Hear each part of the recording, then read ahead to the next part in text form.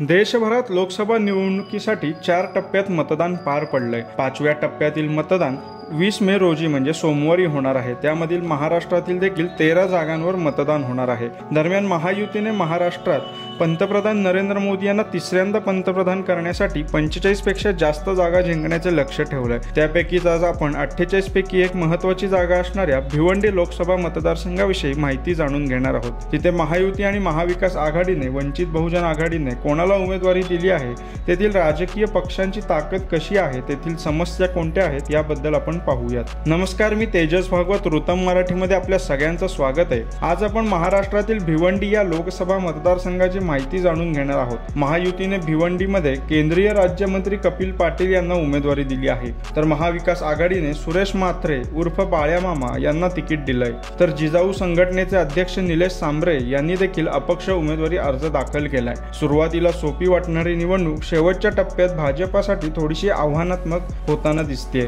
कपिल पाटील यांच्या बद्दल काही भागात असलेली नाराजी आणि कुणबी मतांचे ध्रुवीकरण यामुळे निवडणूक थोडीशी अवघड झाल्याचे वाटतंय।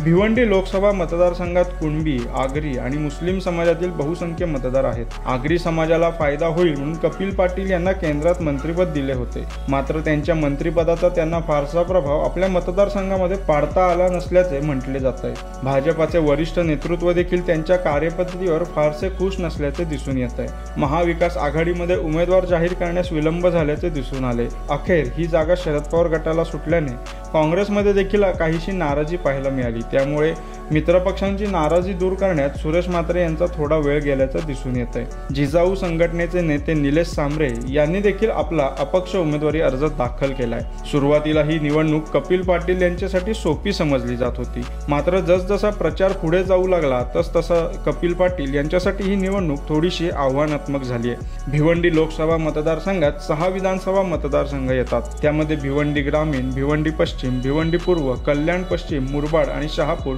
या मतदारसंघांचा समावेश आहे। यंदाच्या निवडणुकीत भिवंडीमधून 27 उमेदवार उभे आहेत, मात्र मुख्य लढत ही कपिल पाटील, निलेश सांबरे आणि सुरेश म्हात्रे यांच्यातच होताना दिसेल। तसेच आगरी, मुस्लिम आणि कुणबी समाजाची मते देखील यावेळी महत्त्वाची ठरणार आहेत। 2009 मध्ये या ठिकाणी काँग्रेसचे सुरेश टावरे हे निवडून आले होते।